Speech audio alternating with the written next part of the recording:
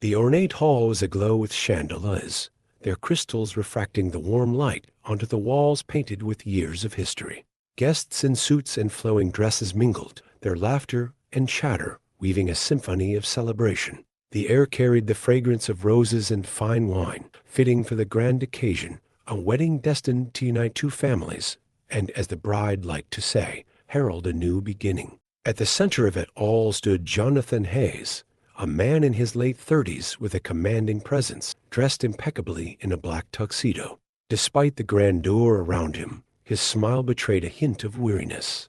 Beside him, his fiancée Eleanor Wren radiated charm, her silk gown shimmering as she moved through the crowd. She appeared the perfect partner, poised, intelligent, and devoted. Among the attendees was a boy, barely 10 years old, who watched the scene unfold from a quiet corner. Tommy Hayes, Jonathan's son, was a precocious child with wide, inquisitive eyes and a mop of unruly hair. He held a book in one hand, though he wasn't reading. Instead, his gaze was fixed on Eleanor with a quiet intensity that belied his years. Tommy hadn't been thrilled about his father's engagement. It wasn't just childish jealousy.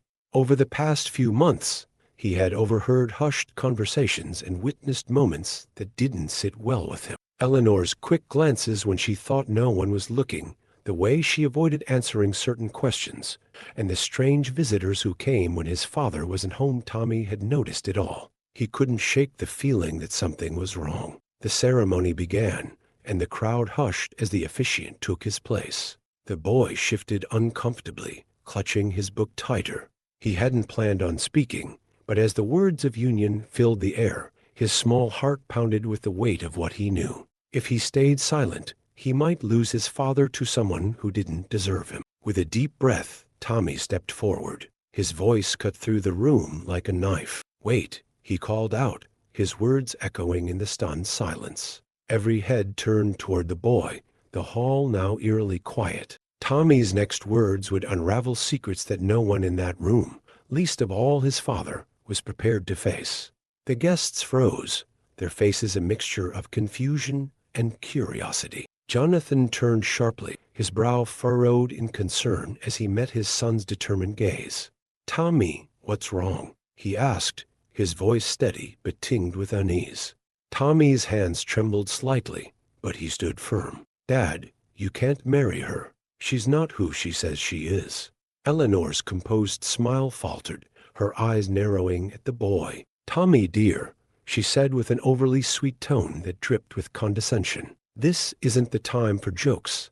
"It's not a joke," Tommy shot back, his voice rising. He hesitated, looking around at the sea of faces watching him. His cheeks flushed, but he pressed on. "I heard what you said about me." "About us?" Jonathan stepped closer, his concern deepening. "What do you mean, son?" Tommy glanced at Eleanor, his small frame vibrating with anger. "She calls me names when you're not around," he said, his voice cracking. "She said I was a mistake. She said you'd be better off without me." The guests gasped, whispers rippling through the crowd. Eleanor's face flushed red as she raised a hand, trying to contain the situation. "Jonathan, you know how children can be. They imagine things, especially when they're upset about a new parent coming into their life." But Tommy wasn't done. "I'm not imagining anything," he cried. "I heard you on the phone talking about me being a burden, and you said. His voice faltered, and tears welled up in his eyes. Jonathan knelt down to Tommy's level, his hands gently gripping the boy's shoulders. "Tommy, take your time. What did she say?" Tommy wiped his face and took a shaky breath. "She said she didn't want me here because I wasn't pure enough to be part of her life. She called me mixed trash." The room erupted into stunned murmurs. Disbelief etched onto the faces of the guests. Jonathan's expression darkened, his jaw tightening as he slowly stood and turned to Eleanor. "Is this true?" His voice was low, dangerous, and completely devoid of the warmth it had held earlier. Eleanor's composed facade cracked. "Jonathan, you can't possibly believe him. He's just a child. He's clearly upset and trying to stir trouble because he doesn't want you to remarry." But Jonathan didn't back down. "Answer the question, Eleanor. Did you say those things about my son? Her hesitation was answer enough. The guests watched in horror as Eleanor's veneer of charm slipped away entirely. Fine, she snapped, her voice icy. I won't apologize for having standards. I was trying to protect you from a life of mediocrity. You and I, we could have had everything. But you insist on dragging along your baggage. She sneered toward Tommy, her contempt laid bare. The room fell silent again, this time heavy with disgust. Jonathan's fists clenched at his sides as he struggled to contain his fury. He's my son, he said, his voice trembling with emotion. And if you think you can talk about him like that, then you don't know me at all. Eleanor opened her mouth to retort, but Jonathan raised a hand to silence her. Enough, he said firmly. Turning to the stunned officiant, he added, this wedding is over. Eleanor's face twisted in anger. You'll regret this, Jonathan. You'll regret throwing away everything we could have had. But Jonathan wasn't listening anymore. He pulled his phone from his pocket and dialed 911. I'm reporting a situation, he said calmly into the receiver, his eyes never leaving Eleanor's. There's something you need to know about her. Eleanor paled, realizing that her carefully constructed world was about to crumble. She tried to leave, but several guests who now looked at her with disdain blocked her path. Tommy clung to his father's side, his small hand clutching Jonathan's jacket. I'm sorry, Dad, he whispered. Jonathan knelt again, wrapping his arms around his son. You have nothing to be sorry for, Tommy, he said softly. You were brave to speak up. You saved me. As the police arrived, Eleanor's protests turned into panicked pleas, but it was too late. The officers escorted her out, leaving a shaken but united father and son in their wake. The wedding guests slowly began to disperse, their whispers carrying a mix of shock and admiration for the boy who had exposed the truth. Later that evening, Jonathan and Tommy sat together in their living room, the weight of the day still hanging in the air. Tommy, Jonathan said, his voice filled with gratitude and sadness. I'm so sorry you had to go through this. I promise I'll never let anyone hurt you like that again. Tommy nodded, resting his head against his father's chest. For the first time in months, he felt truly safe. The night after the canceled wedding was eerily quiet in the Hayes household. The elegant decor Jonathan had chosen with Eleanor's approval felt hollow now, a painful reminder of how close he'd come to making a disastrous choice. He sat on the couch with Tommy, the boy nestled under his arm, as they shared a quiet moment of solace. Dad, Tommy murmured, breaking the silence, do you hate me for ruining the wedding?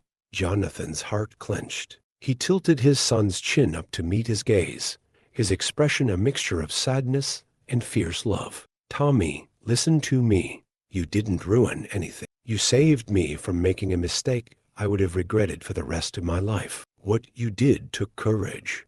I'm proud of you. Tommy gave a small nod, though his brow remained furrowed. She really didn't like me, did she? Jonathan sighed heavily. No, she didn't. And that's on her, not you. People like Eleanor, they judge others for things they can't control. That doesn't make her right. It makes her small. Tommy leaned back against his father, his small frame relaxing slightly. For the first time, he allowed himself to believe that maybe he wasn't the problem. The next day, the fallout from the wedding began in earnest. The local news had already caught wind of the dramatic cancellation, with some reporters camped outside Jonathan's estate, eager for a statement. Jonathan ignored them, focusing instead on protecting his son and reflecting on how blind he'd been to Eleanor's true nature. Eleanor, however, wasn't ready to fade into obscurity. By mid-morning, Jonathan received a letter from her lawyer.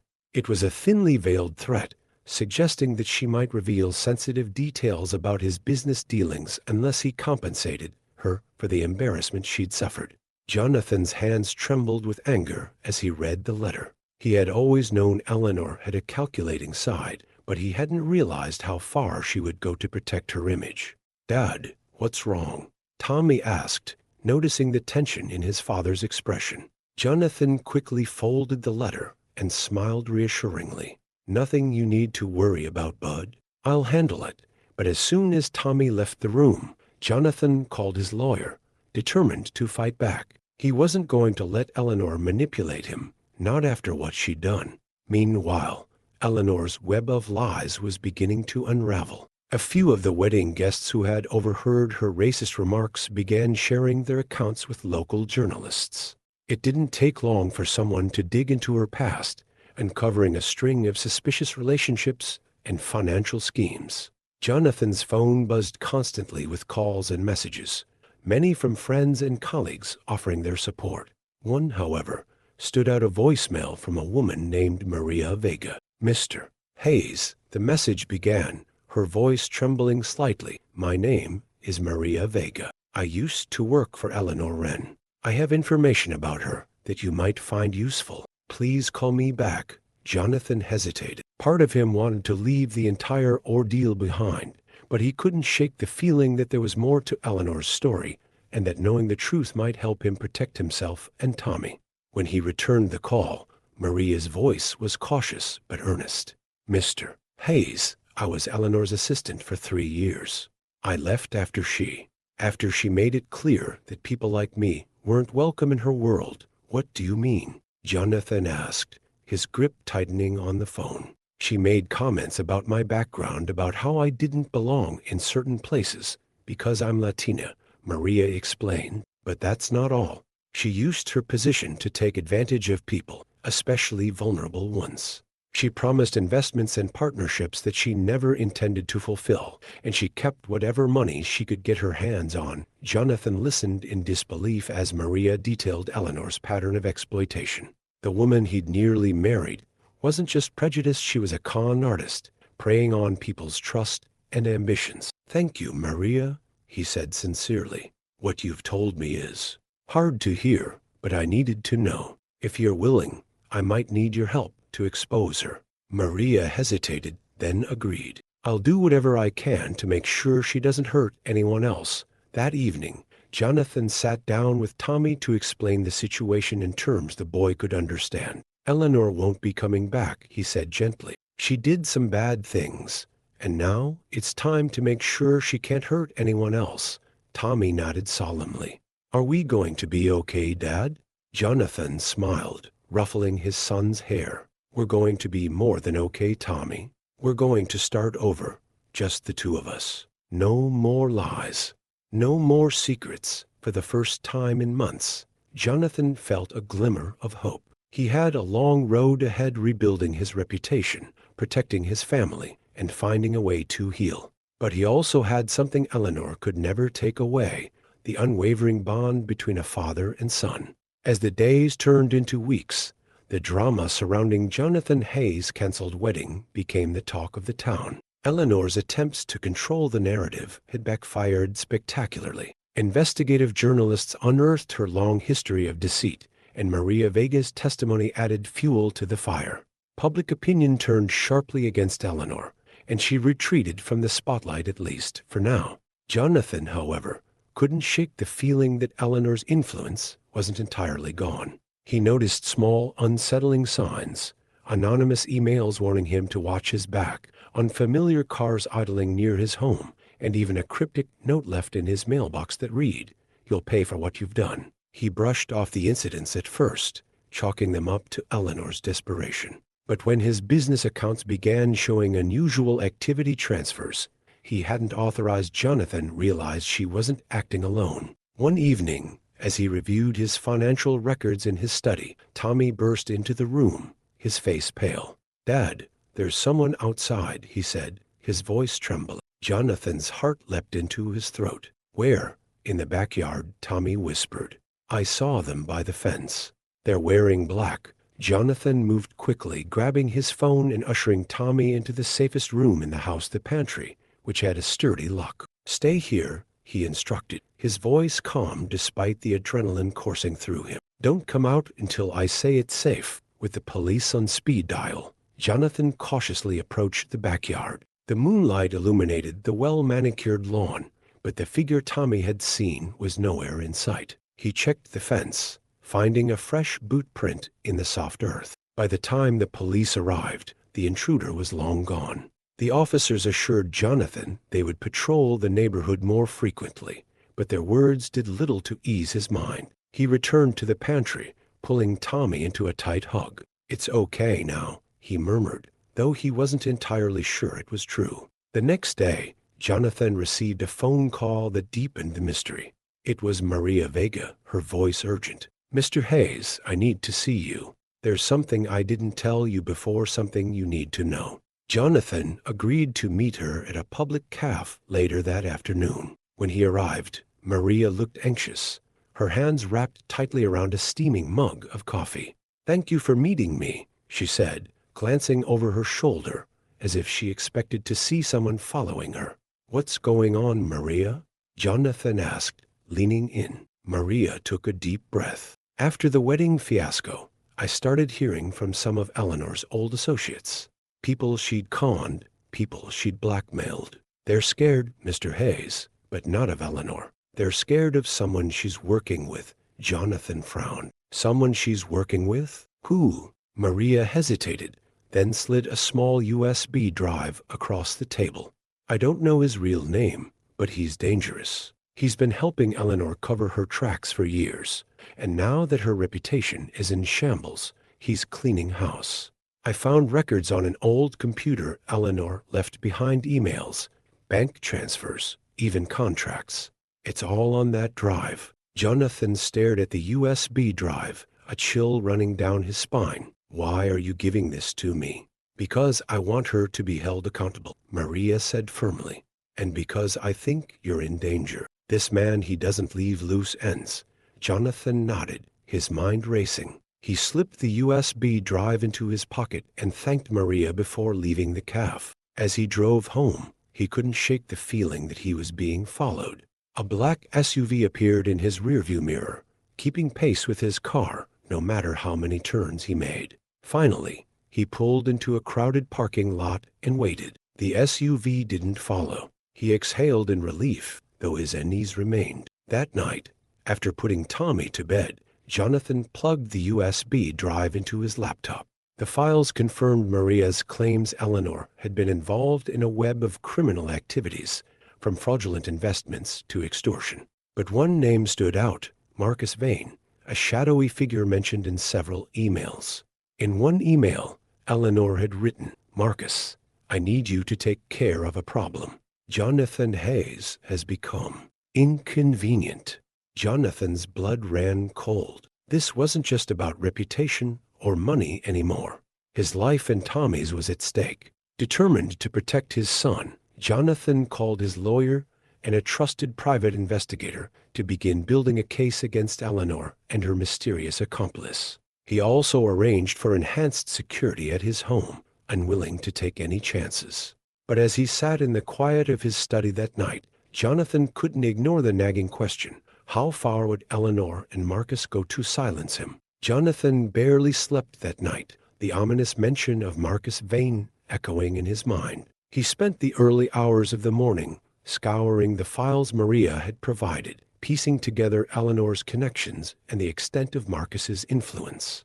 Every new discovery painted a darker picture, one that made him realize just how lucky he and Tommy had been to escape the wedding unscathed. By mid-morning, Jonathan had made his decision. It was time to confront Eleanor. He arranged the meeting through her lawyer, ensuring it would take place in a neutral location, a private conference room at a downtown law firm. His own lawyer accompanied him, her calm demeanor and sharp intellect providing a much-needed anchor. Eleanor arrived late, her usual air of superiority marred by a tense edge. She wore a tailored black suit, but the confident stride Jonathan remembered was now hesitant. He noticed the subtle tremor in her hands as she set her bag on the table. "What's this about, Jonathan?" she asked, her voice brittle. "I've had enough of your dramatics." Jonathan leaned forward, his expression unyielding. "This isn't about me, Eleanor.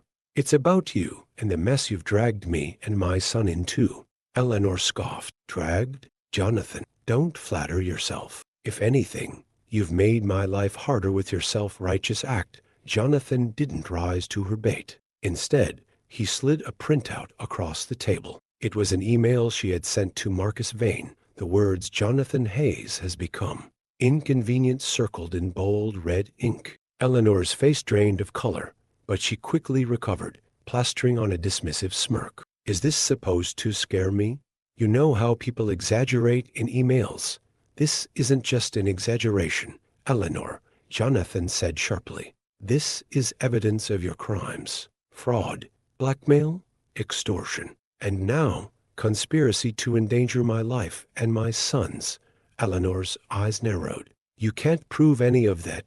Jonathan held her gaze, unwavering. Maybe not yet, but I will, and when I do, you'll be facing a courtroom, not me. Eleanor's smirk faltered. For the first time, Jonathan saw fear behind her carefully constructed facade. You've gotten yourself into something you can't control, Jonathan continued. Marcus Vane isn't just some business associate. He's a criminal, and you're in over your head. Whatever you think he'll do to help you, he's more likely to turn on you when things go south. Eleanor's silence spoke volumes. She tapped her manicured nails on the table, avoiding his eyes.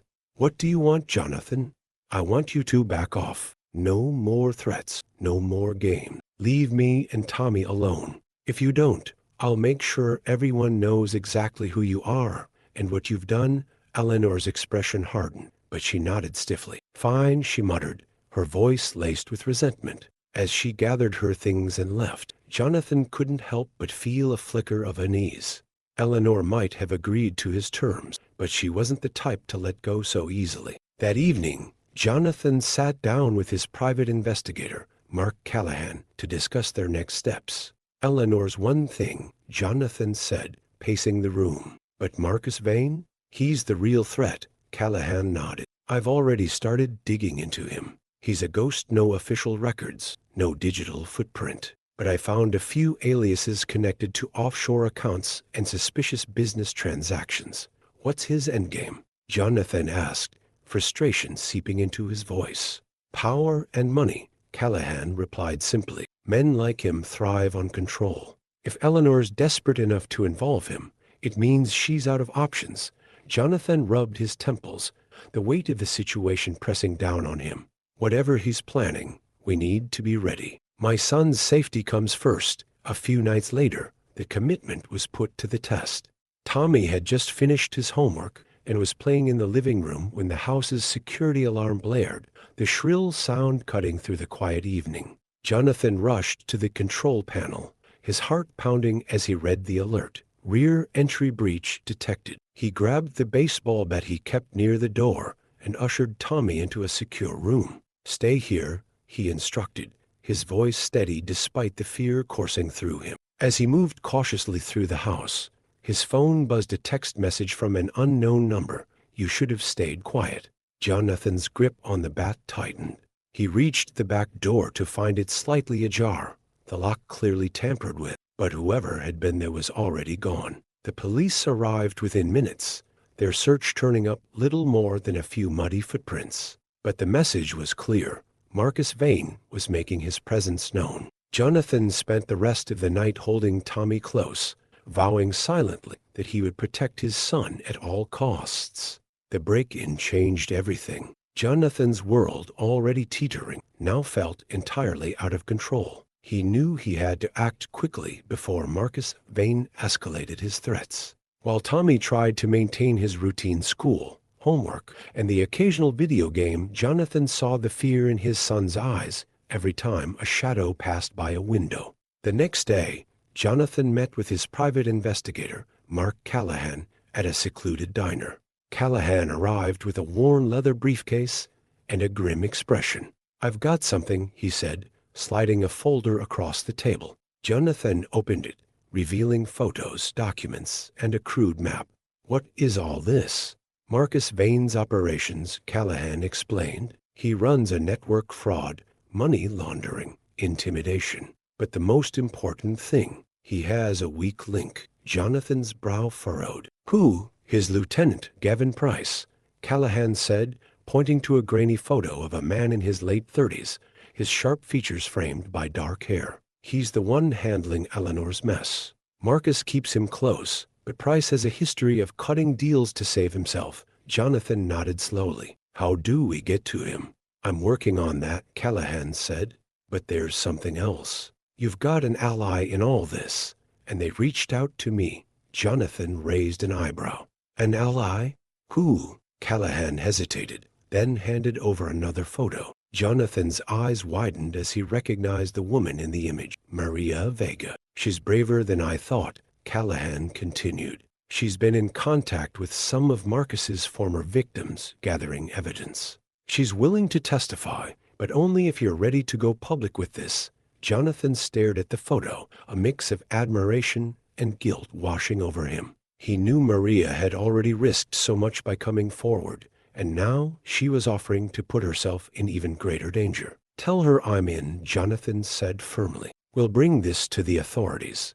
But we need to move fast. That evening, as Jonathan prepared to brief his lawyer on the new developments, he received an unexpected visitor. The doorbell rang, and when he looked through the peephole, he saw a woman standing nervously on the porch. It was Maria. He opened the door, surprised. Maria, what are you doing here? It's not safe, I know, she interrupted, stepping inside quickly. But there's something you need to see. I didn't trust sending it over email. She pulled a USB drive from her pocket and handed it to him. It's a recording, she explained. One of Marcus's associates turned against him. It's not much, but it might be enough to connect Marcus directly to Eleanor's schemes. Jonathan plugged the drive into his laptop. The recording was grainy, clearly taken on a hidden camera, but the audio was clear. Eleanor's gone too far, a man's voice said, identifiable as Gavin Price. Jonathan Hayes isn't just some mark. He's got resources.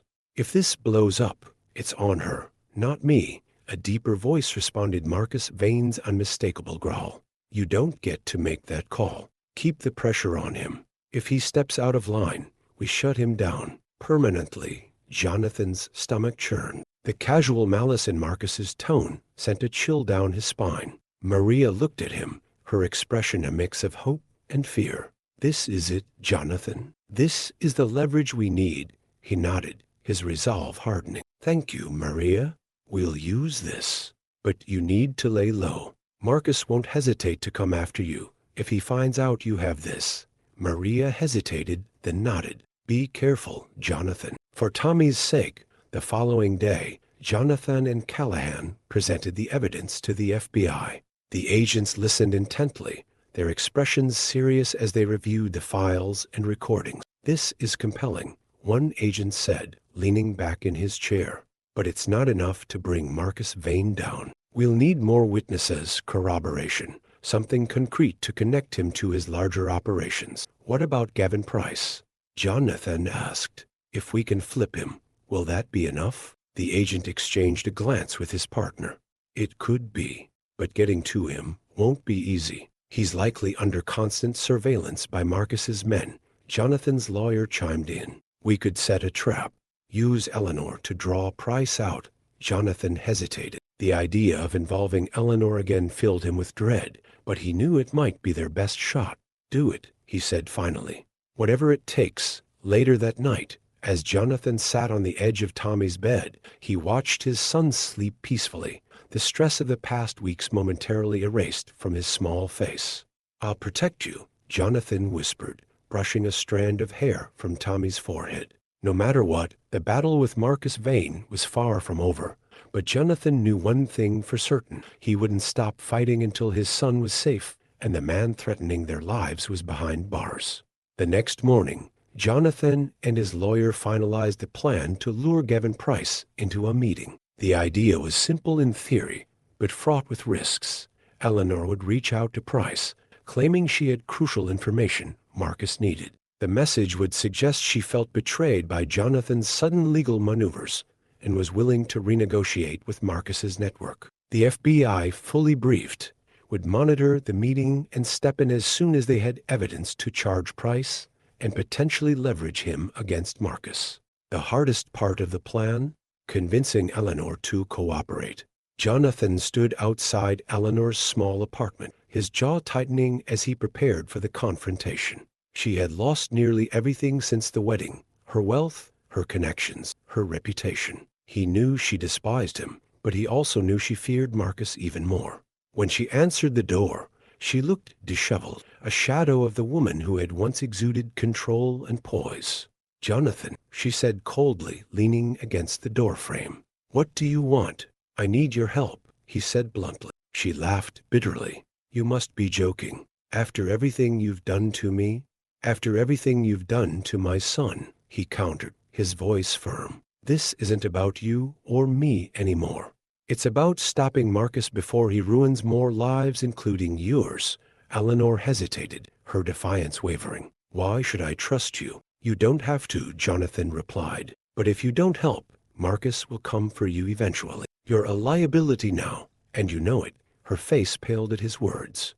She stepped aside, motioning for him to enter. What's the plan? She asked reluctantly. Jonathan explained the setup, emphasizing the role she would play. You'll tell Price you have files proving Marcus's involvement in crimes he's kept hidden from his own network. That should be enough to get Price to meet you, and if it's not, Eleanor asked, her voice trembling. It will be, Jonathan assured her. You're good at convincing people when your back's against the wall.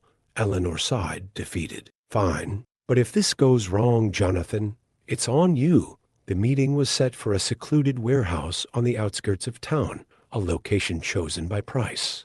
Jonathan, Eleanor, and the FBI agents involved understood the danger. If Marcus got wind of the setup, his retaliation would be swift and unforgiving. On the day of the meeting, Eleanor arrived first, wearing a sleek black coat that hid the small recording device strapped beneath her blouse.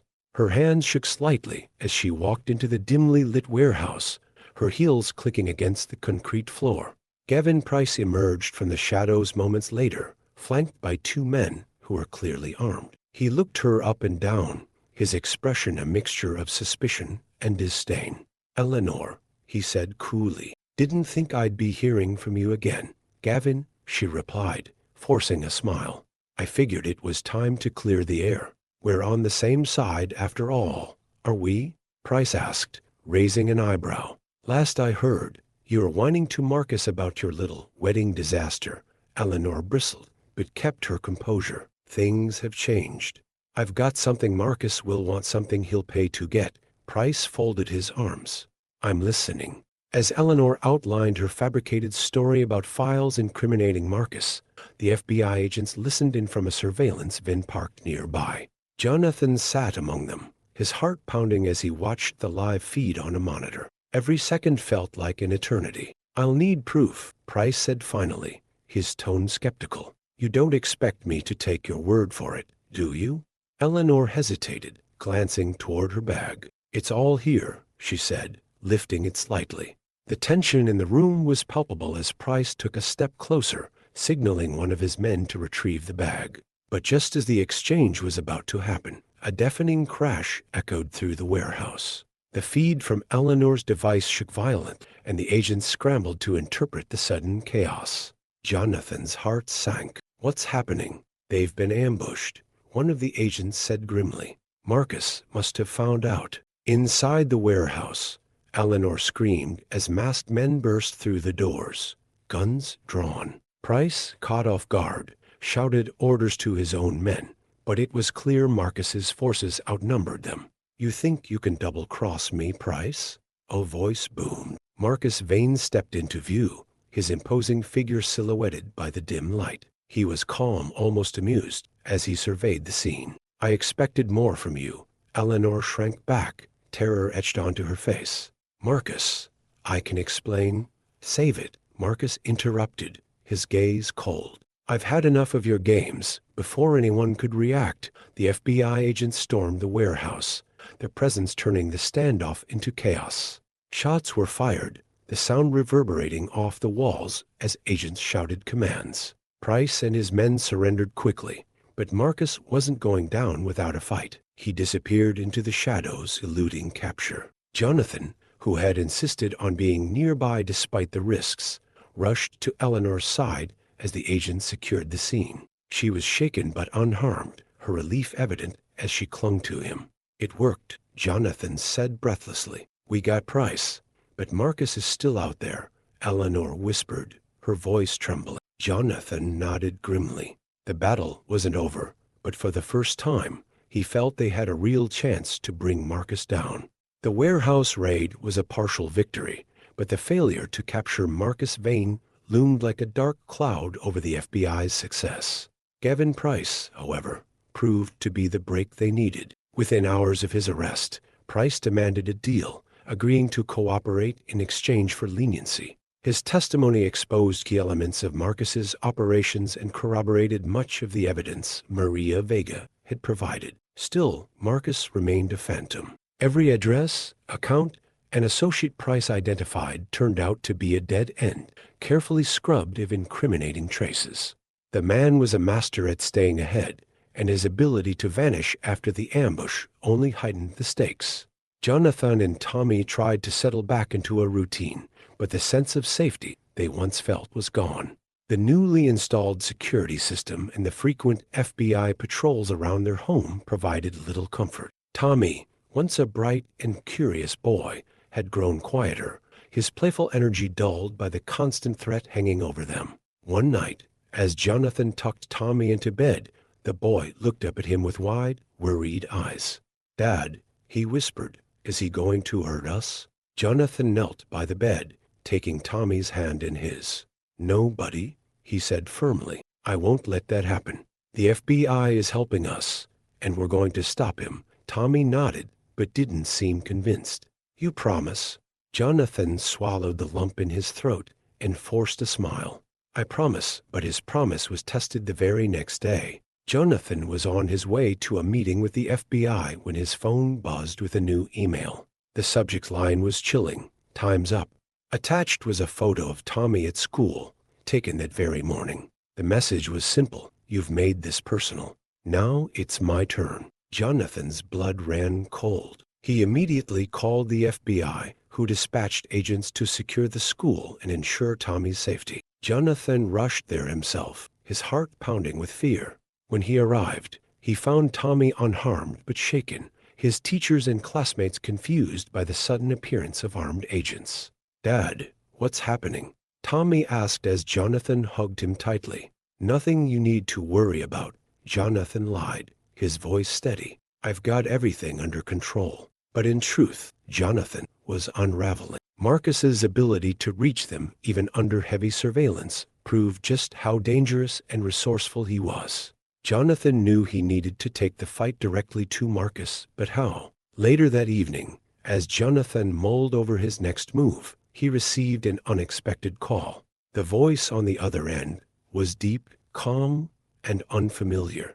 "Mr. Hayes," the caller said, "my name is Elias Grant. I used to work for Marcus Vane. I think we can help each other." Jonathan's pulse quivered. "How do I know you're not setting me up?" "You don't," Elias admitted, "but I have information you need: locations Marcus has kept off the books, places he goes when he's in trouble.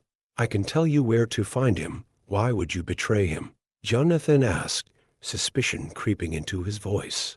"Because Marcus doesn't value loyalty," Elias replied. "He used me like he uses everyone else, then discarded me when I wasn't useful anymore. I'm not doing this out of kindness. Mr. Hayes, I want to see him fall as much as you do." Jonathan hesitated. He had no way of verifying Elias's claims, but he couldn't afford to ignore a potential lead. "Where do we meet?" The meeting with Elias took place at a run-down motel on the edge of town. Elias was a tall, weary man with sharp features and a demeanor that exuded both confidence and weariness.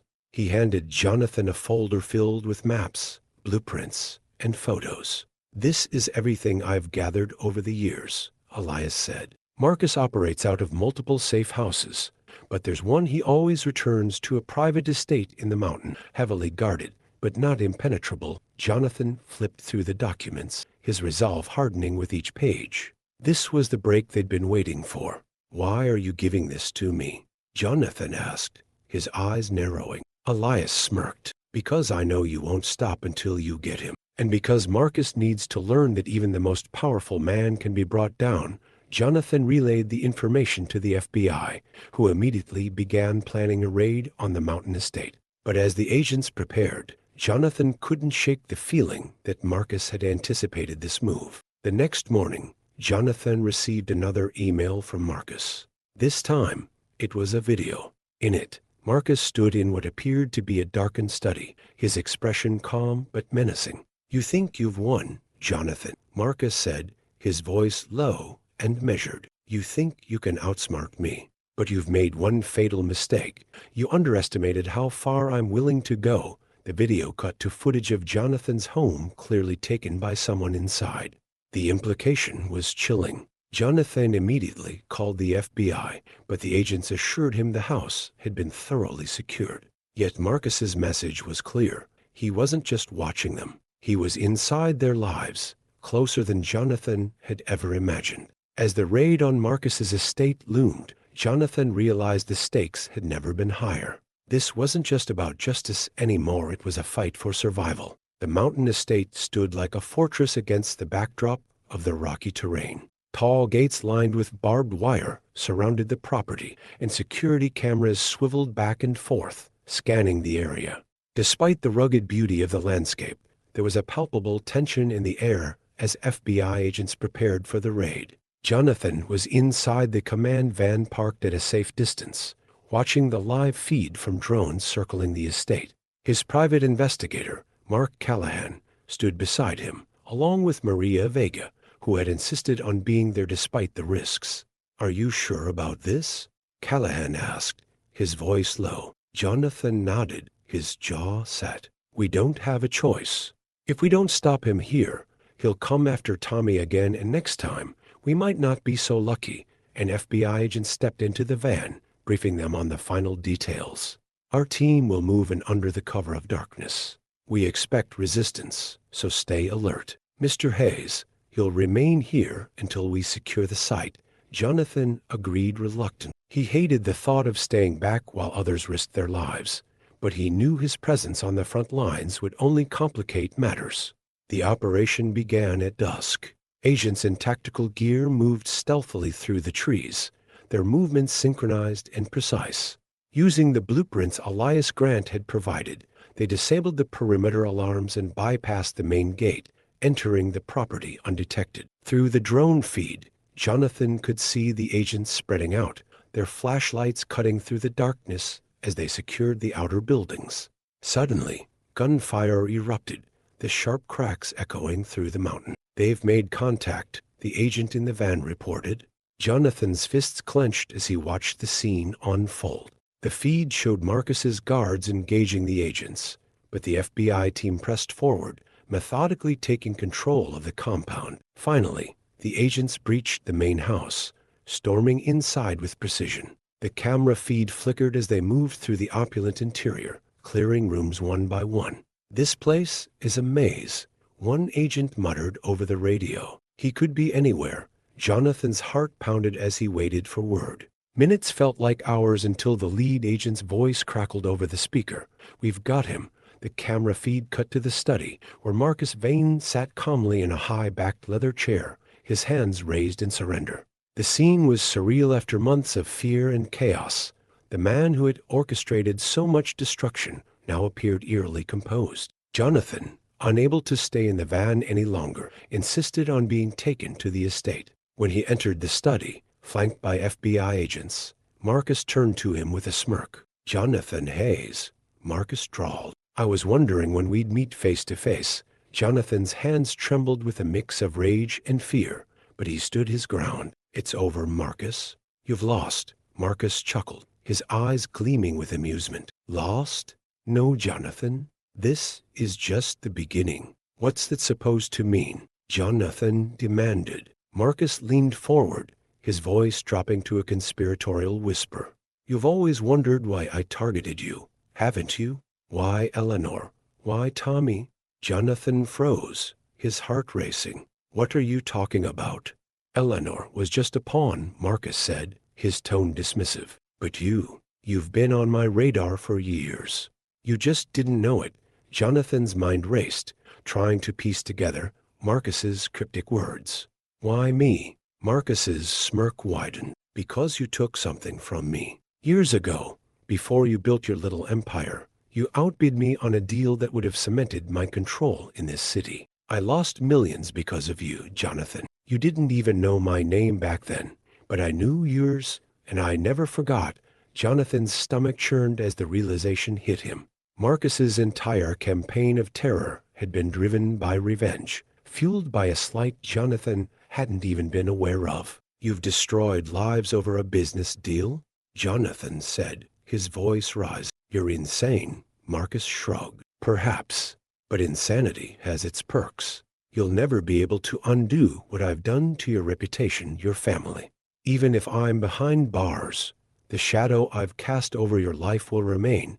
Jonathan stepped closer, his fury boiling over. "You're wrong. I'm going to make sure you're held accountable for every crime you've committed. And when this is over, my son and I will move on without you hanging over us." For the first time, Marcus's smirk faltered, replaced by a flicker of uncertainty. With Marcus in custody, the FBI began dismantling his network, aided by the evidence gathered during the raid. Gavin Price's testimony and Maria Vega's courage played a crucial role in connecting Marcus to years of criminal activity. Jonathan and Tommy returned home, their lives no longer overshadowed by constant fear. The road to healing was long, but they faced it together, their bond stronger than ever. Maria, who had risked so much to help bring Marcus down, found a new purpose in advocating for others who had been victims of manipulation and exploitation.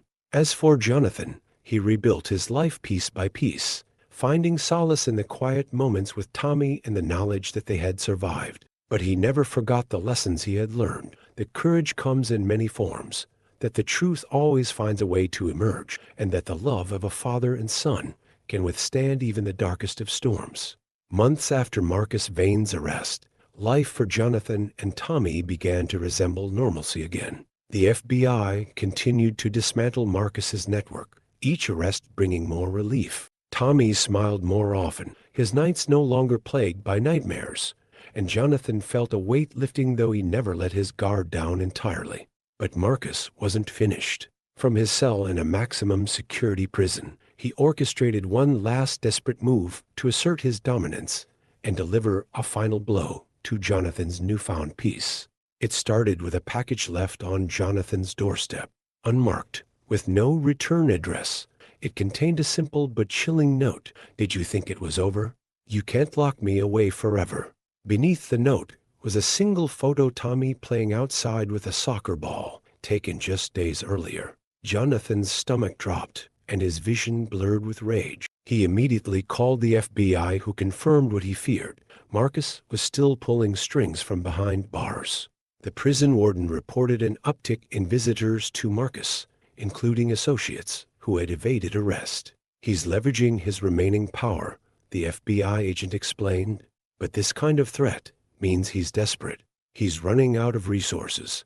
Desperation didn't make Jonathan feel any safer. If anything, it made Marcus more dangerous. Jonathan refused to let his son become a pawn again, so he decided to take matters into his own hands. Jonathan reached out to Elias Grant, the former associate who had betrayed Marcus. Elias was hesitant to get involved further, but he eventually agreed to provide intel on Marcus's remaining connections. "There's one name you need to know," Elias said during a tense phone call. "Rico Torres. He's a smuggler Marcus has used for years, one of the last loyal players in his circle. If Marcus is planning something, Torres is the one making it happen." Jonathan relayed the information to the FBI, but he didn't stop there. He knew Torres wouldn't be caught with traditional methods.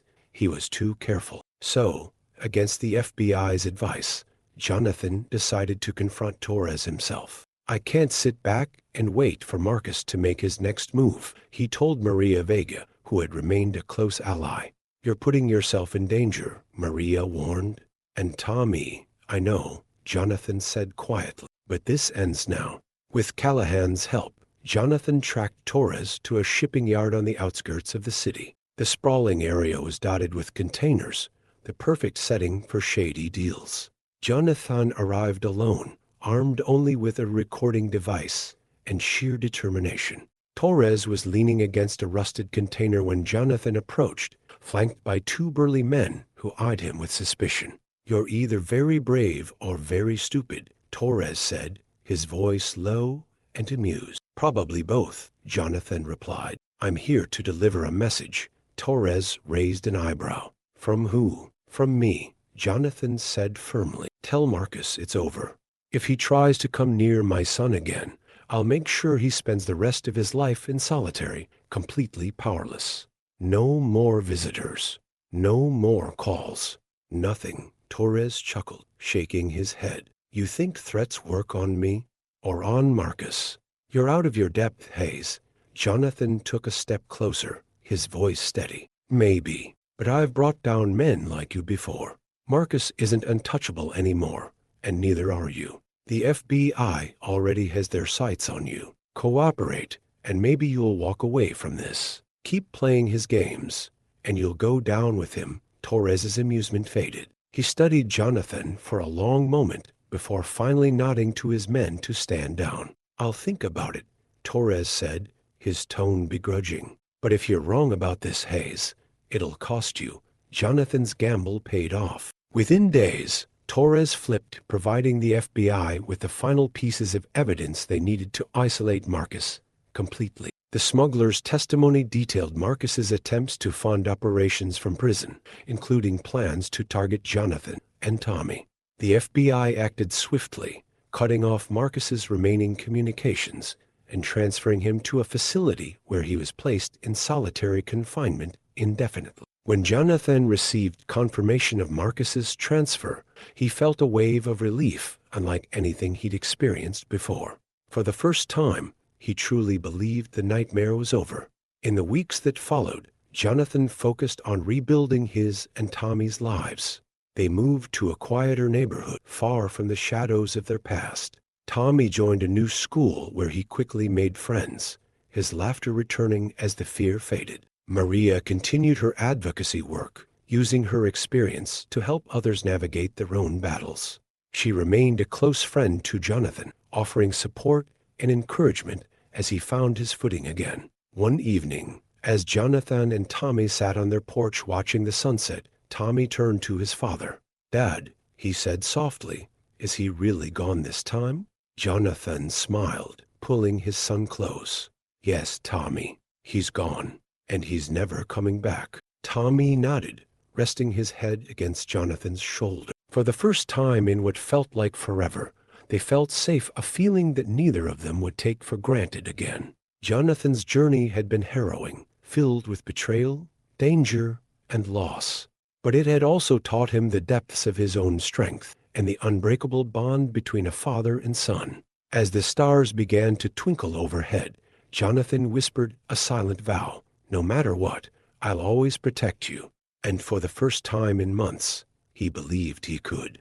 Months passed, and the shadows of Marcus Vane's reign began to fade, replaced by the steady rhythm of normal life. For Jonathan and Tommy, the journey from fear to freedom had been long and painful, but it left them stronger than ever. The quiet cul-de-sac they now called home was a far cry from the tension-filled existence they'd endured. The neighborhood buzzed with children playing and families enjoying summer evenings.